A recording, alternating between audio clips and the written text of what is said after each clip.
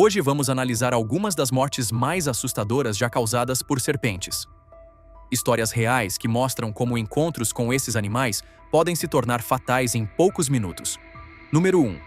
O criador de cobras na Flórida. Era 12 de abril de 2016, quando o sol da manhã projetava sombras longas sobre uma propriedade rural nos arredores de Ocala, na Flórida. Um celeiro adaptado ficava isolado em um terreno de aproximadamente 2 hectares, onde estavam abrigadas 47 serpentes venenosas provenientes de 6 continentes diferentes. O vizinho mais próximo vivia a quase 800 metros de distância e não fazia ideia da coleção mortal escondida além da vegetação de palmeiras. Richard Kowalski tinha 47 anos. Ele havia sido estudante de herpetologia na University of Florida, mas abandonou o curso durante o 3º ano. Ao longo de 22 anos, construiu uma reputação em círculos clandestinos de animais exóticos como um criador ousado e disposto a correr riscos. A propriedade herdada do avô havia sido transformada em um serpentário improvisado, equipado com controle de temperatura e recintos feitos com antigos coxos de gado e aquários modificados. Sua esposa havia pedido divórcio 4 anos antes, levando os filhos de volta para Jacksonville. A obsessão de Richard pelas cobras havia consumido o casamento e as finanças da família. Ele se sustentava vendendo animais ilegalmente para colecionadores privados.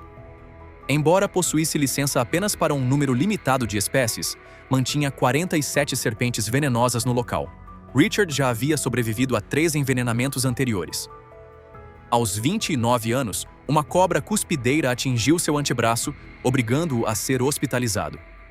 5 anos depois, uma copperhead mordeu sua mão. Em 2012, uma víbora malaia atacou sua panturrilha, levando-o novamente ao hospital para receber soro antiofídico e permanecer sob observação por 1 semana. Cada sobrevivência reforçava sua fama de manipulador imprudente. A joia de sua coleção era uma cobra-rei, a King Cobra. O animal media mais de 4 metros e 20 centímetros de comprimento. Ele havia pago cerca de $8.000 pela serpente, que vivia em um coxo de gado modificado, medindo aproximadamente 2 metros e 40 centímetros por 1 metro e 20 centímetros. Naquela terça-feira pela manhã, Richard acordou com uma leve ressaca. Levantou-se às 8 horas e 45 minutos e caminhou até o celeiro. Dentro do prédio, começou a rotina diária de inspeções. Durante a verificação, percebeu que a cobra-rei não se alimentava havia quase 3 semanas, um intervalo maior que o normal. O protocolo de alimentação exigia o uso de um gancho de aproximadamente 90 centímetros, com um rato preso na ponta, mantendo distância segura. Porém, Richard ignorou o procedimento. Em vez disso, decidiu posicionar um rato vivo com a própria mão para provocar o ataque de alimentação. Por volta das 9 horas e 30 minutos, ele destravou a tampa do recinto e se inclinou sobre a abertura. Com a mão esquerda segurava o rato que se debatia, estendendo-o em direção ao canto oposto do compartimento. A mão direita segurava a borda do coxo para manter o equilíbrio enquanto seu corpo ficava parcialmente dentro do recinto. As cobras-rei são as maiores serpentes venenosas do planeta. Elas podem erguer quase 1/3 do corpo do chão enquanto expandem o capuz. Em posição de ataque, conseguem atingir a altura do peito de um adulto. Além disso, possuem uma das maiores quantidades de veneno entre todas as espécies de serpentes, composto principalmente por neurotoxinas extremamente potentes capazes de desligar o sistema nervoso e paralisar os músculos responsáveis pela respiração. A cobra permanecia baixa no chão do recinto, parcialmente escondida entre o substrato e as sombras. O movimento frenético do rato desencadeou uma reação instantânea. A enorme serpente ergueu-se de repente, abrindo o capuz enquanto avançava em frações de segundo. Richard ficou imóvel. Então, a cobra atacou. A reconstrução indicou um impacto rápido e violento. Marcas de mordida no antebraço direito de Richard, logo abaixo do cotovelo, revelaram 2 perfurações profundas, compatíveis com o ataque de uma cobra-rei. Os danos nos tecidos indicavam que a serpente manteve a mordida por um breve momento antes de soltar e recuar para dentro do recinto. Marcas de arranhões próximas ao coxo sugeriam que Richard tropeçou para trás imediatamente após o ataque. Sangue começou a escorrer debaixo do braço, formando 2 padrões distintos de gotejamento no piso de concreto. Investigadores não encontraram evidências de que ele tenha pressionado a ferida para conter o veneno. Também não havia chamadas de emergência feitas de seu telefone. Pela posição das manchas de sangue e do celular, que estava sobre uma bancada a cerca de 4,5 metros, parecia que Richard havia se afastado do recinto logo após a mordida. O telefone foi encontrado no chão próximo à bancada, com várias tentativas falhas de desbloqueio. Manchas nas paredes e na borda da mesa sugeriam que sua coordenação estava se deteriorando rapidamente. Os sintomas indicavam comprometimento neurológico compatível com envenenamento neurotóxico. Outras evidências reforçaram o avanço da fraqueza. Resíduos de saliva e objetos deslocados perto da bancada indicavam dificuldade para engolir. Impressões digitais mais baixas na parede sugerem fadiga muscular crescente enquanto ele tenta se apoiar. O corpo de Richard foi encontrado a alguns metros da bancada, deitado de lado. Hematomas no ombro e na cabeça indicavam que ele havia caído diretamente no chão de concreto. A ausência de marcas de defesa ou de arrasto indicava que a perda de controle muscular ocorreu rapidamente após a queda. Os exames mostraram que a falência respiratória ocorreu pouco tempo depois. A posição do corpo indicava que ele permaneceu onde caiu. O médico legista concluiu que os músculos responsáveis pela respiração foram paralisados pelo veneno. A respiração tornou-se superficial até parar completamente. O coração continuou batendo por um curto período após a parada respiratória, algo compatível com falência cardíaca causada por falta de oxigênio após envenenamento neurotóxico. Na manhã seguinte, um vizinho percebeu a porta do celeiro aberta enquanto verificava as cercas de sua propriedade. Deputados do condado chegaram cerca de 20 minutos depois, seguidos por agentes da Florida Fish and Wildlife Conservation Commission. Os inspetores encontraram 47 serpentes venenosas, sendo 35 delas mantidas ilegalmente. O laudo oficial registrou a causa da morte como falência respiratória causada por mordida de serpente venenosa. Todas as cobras sobreviventes foram transferidas para instalações licenciadas. Enquanto o comércio ilegal de serpentes na Flórida havia tirado a vida de Richard Kowalski, do outro lado do mundo, na Índia rural, outro homem enfrentaria um encontro muito mais comum, porém igualmente mortal. Número 2. O agricultor no arrozal da Índia.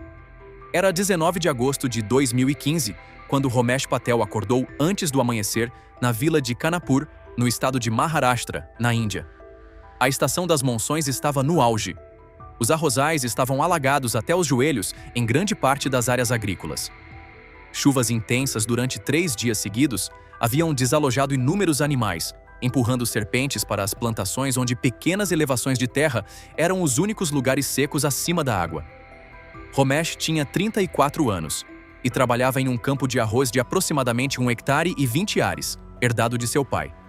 A plantação sustentava sua esposa, 4 filhos entre 13 e 12 anos e sua mãe idosa. Todos viviam em uma casa simples de um único cômodo na borda da vila. A renda anual da família era de cerca de $700, dependente quase totalmente da colheita de arroz e de pequenos trabalhos sazonais.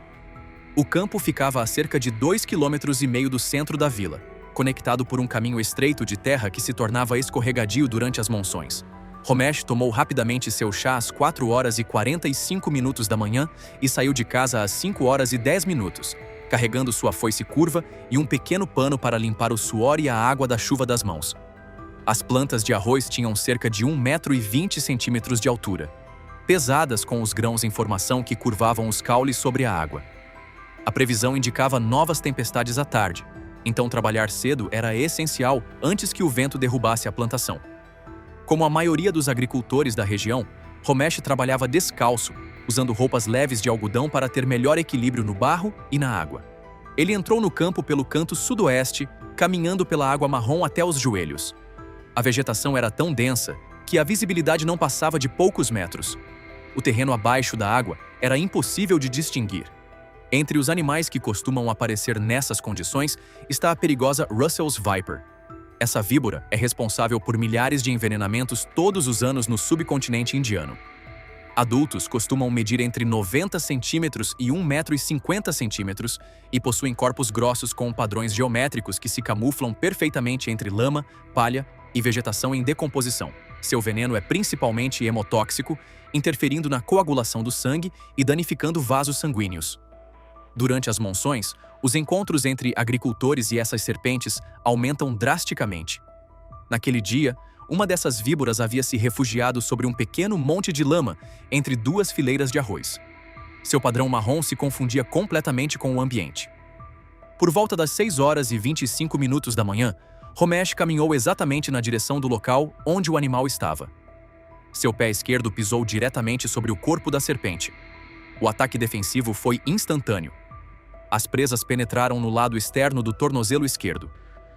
2 perfurações apareceram logo acima do osso do tornozelo, enquanto o sangue começava a escorrer. A víbora desapareceu imediatamente na água turva. Uma dor intensa e ardente espalhou-se pelo local da mordida quase no mesmo instante. Em poucos minutos, o tornozelo começou a inchar rapidamente. A pele ao redor ficou esticada à medida que fluidos se acumulavam. Manchas escuras começaram a surgir conforme o sangramento interno se espalhava sob a pele. Romesh largou a foice e começou a caminhar em direção à vila. O caminho de terra estava escorregadio. Cada passo fazia a dor subir pela perna. Quando já havia percorrido boa parte da distância, mais de 30 minutos tinham se passado desde a mordida. Seu ritmo tornou-se irregular. A náusea começou. Logo vieram episódios repetidos de vômito. Sangue começou a aparecer em suas gengivas e no nariz, sinais claros de falha na coagulação. Sua visão ficou turva. A fraqueza física aumentava rapidamente. Quando chegou próximo à entrada da vila, menos de 1 hora após a mordida, seus movimentos ficaram instáveis. Ele deu alguns passos antes de cair de rosto na lama. Sangue continuava escorrendo do nariz e da boca. Sua respiração tornou-se rápida e superficial. Romesh permaneceu caído no caminho. Quando ele não voltou ao nascer do sol, seu filho Vikram saiu para procurá-lo. Por volta das 7h30, o menino encontrou o pai imóvel na trilha. Ele correu de volta à vila pedindo ajuda. Vários agricultores apareceram, mas ninguém possuía veículo. Um mensageiro foi enviado correndo até uma vila maior, a cerca de 3 quilômetros. Quase 40 minutos depois, uma motocicleta chegou. A viagem até o hospital mais próximo era de cerca de 56 quilômetros, por estradas molhadas e irregulares. O trajeto levou mais de 90 minutos. Romesh Patel morreu pouco antes de chegar ao hospital. Sua morte refletia uma realidade comum em áreas rurais da Índia, onde o acesso tardio ao atendimento médico torna as mordidas da víbora de Russell extremamente letais durante a estação das monções. Número 3. O trabalhador do Outback australiano. Era 7 de janeiro de 2017, um dia de verão escaldante no interior remoto da Austrália. Ao meio-dia, a temperatura já havia alcançado 42 graus Celsius, aquecendo a terra vermelha e deixando o ar pesado e quase imóvel. A fazenda de gado onde Connor Mitchell trabalhava ocupava cerca de 60 mil hectares de terreno semiárido, localizada a mais de 320 quilômetros a oeste da cidade de Longreach, no estado de Queensland. A propriedade funcionava praticamente como uma pequena comunidade isolada, com depósitos de combustível, galpões de máquinas e alojamentos de trabalhadores organizados ao redor de um pátio central, separados das áreas de pastagem por quilômetros de cercas. Connor tinha 19 anos e havia crescido em um subúrbio de Brisbane. Depois de abandonar a universidade, decidiu aceitar o emprego na fazenda buscando independência e uma experiência completamente diferente da vida urbana. O trabalho oferecia salário regular, jornadas longas e um nível de isolamento que contrastava fortemente com a cidade. Em suas redes sociais, Connor costumava publicar fotos e vídeos mostrando sua rotina no interior australiano para cerca de 12 mil seguidores, exibindo imagens de rebanhos sendo conduzidos, paisagens abertas e equipamentos pesados utilizados no campo. Ele estava empregado havia 8 meses, trabalhando como auxiliar geral. Suas tarefas incluíam consertar cercas, manter as instalações da fazenda e realizar manutenção em equipamentos. Durante a primeira semana no emprego, Connor participou de uma orientação obrigatória de segurança junto com outros funcionários recém-contratados. Os administradores destacaram riscos relacionados ao calor extremo, ao uso de máquinas pesadas e à presença de animais venenosos. A instrução foi clara: nunca se aproximar ou tentar manipular uma serpente sob nenhuma circunstância. A política da fazenda exigia que qualquer avistamento fosse relatado e que os animais fossem deixados seguir seu caminho sem interferência. Connor ouviu as instruções e voltou ao trabalho. Naquele sábado, o horário coincidiu com o período de pausa do meio-dia, quando o calor extremo tornava o trabalho ao ar livre perigoso. A maioria dos funcionários permanecia dentro dos alojamentos à sombra ou descansava perto de ventiladores e reservatórios de água. Connor caminhou em direção ao galpão de equipamentos localizado na borda do pátio de trabalho. A área era cercada por chão compactado, tambores de combustível, materiais de cerca e veículos estacionados que criavam pequenas áreas de sombra. Pouco antes das 13 horas, ele percebeu uma grande serpente repousando junto à fundação do galpão, parcialmente protegida do sol. O animal media aproximadamente 1,50 m de comprimento, com corpo fino e coloração escura que se confundia com a terra e o concreto. Com base na aparência e na região, mais tarde acreditou-se que fosse uma Inland Taipan, conhecida como serpente feroz, considerada uma das cobras mais venenosas do planeta. As taipans do interior possuem veneno dominado por neurotoxinas e miotoxinas extremamente potentes, capazes de interromper rapidamente a transmissão nervosa, a função muscular e os mecanismos de coagulação do sangue. Os efeitos do envenenamento podem surgir em poucos minutos. Embora geralmente sejam animais discretos, essas serpentes atacam defensivamente quando se sentem encurraladas, muitas vezes aplicando múltiplas mordidas rápidas.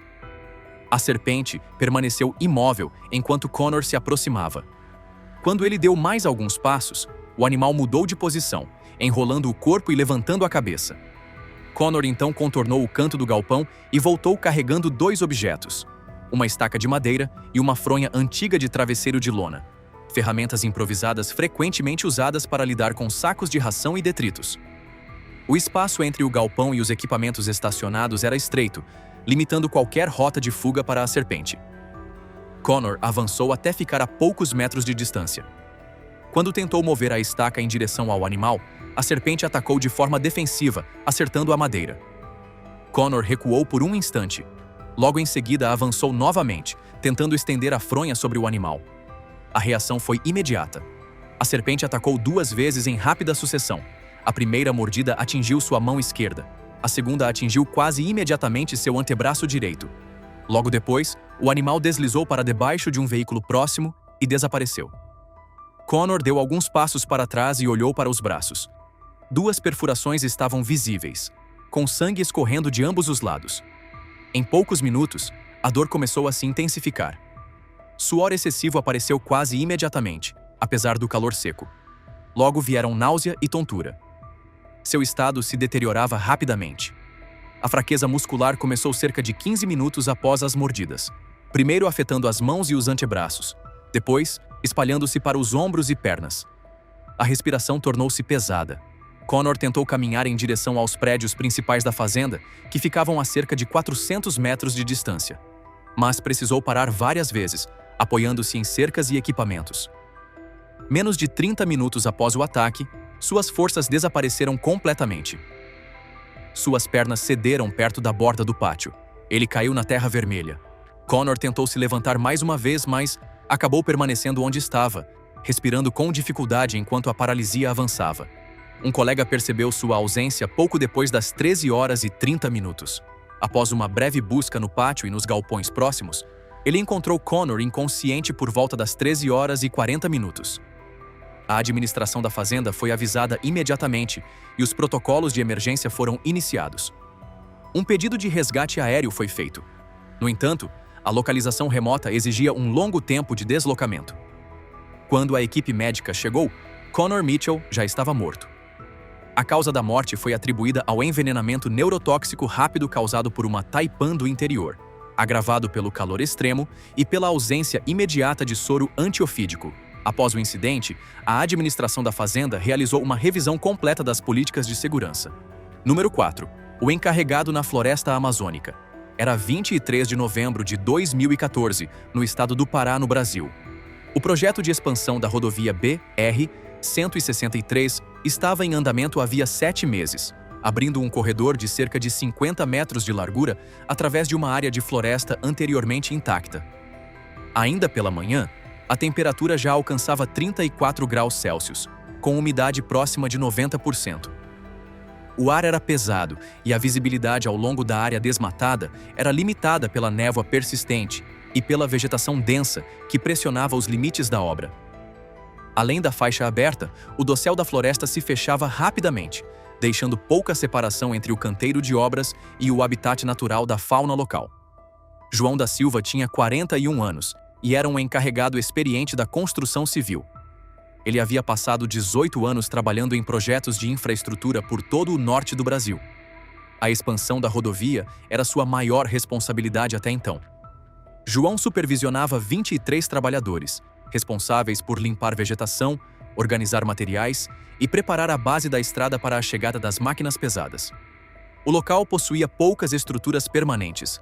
As equipes dependiam de abrigos temporários, depósitos de combustível e comboios diários de suprimentos que percorriam longas distâncias por estradas ainda inacabadas. As condições de trabalho eram difíceis. Na semana anterior, um trabalhador da equipe havia sido mordido por uma fer de lance enquanto movia galhos. Ele sobreviveu após receber soro antiofídico em um hospital localizado a quase 4 horas de distância. Reuniões de segurança eram realizadas com frequência, mas, na prática, a pressão do cronograma muitas vezes superava os protocolos. O projeto estava 3 semanas atrasado e as empresas contratadas enfrentavam penalidades financeiras crescentes caso o atraso continuasse. Encontros com animais silvestres eram considerados inevitáveis. Inspeções completas de materiais frequentemente eram encurtadas para manter o ritmo da obra.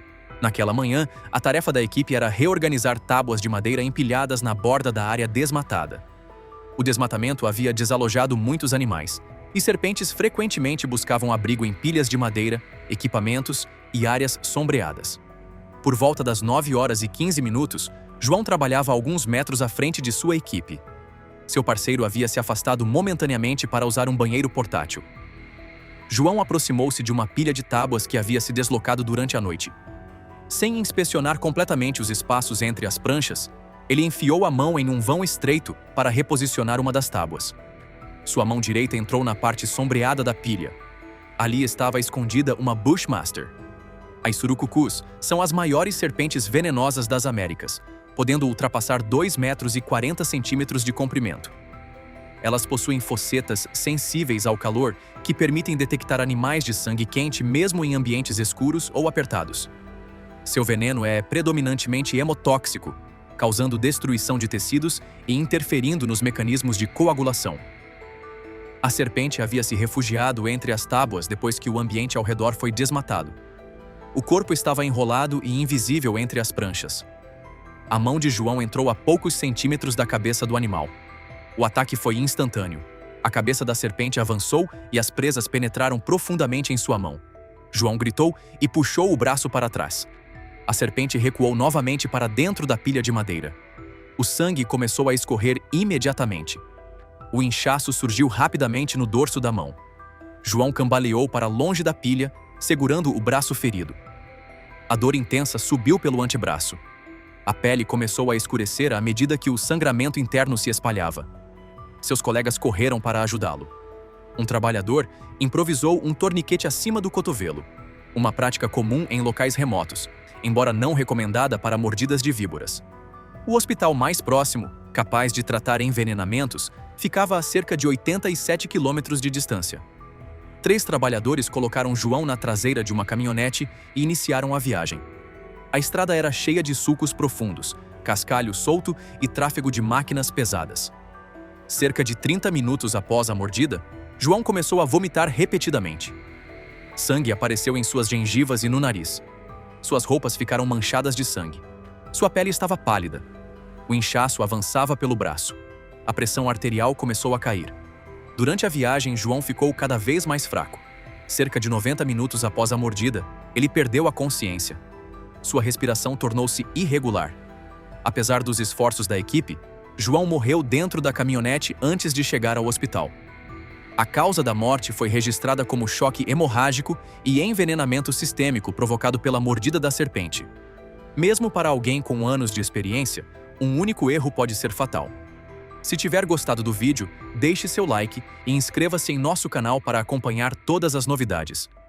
Te encontro em um desses vídeos que estão aparecendo agora na sua tela. Cuidem-se, pessoal!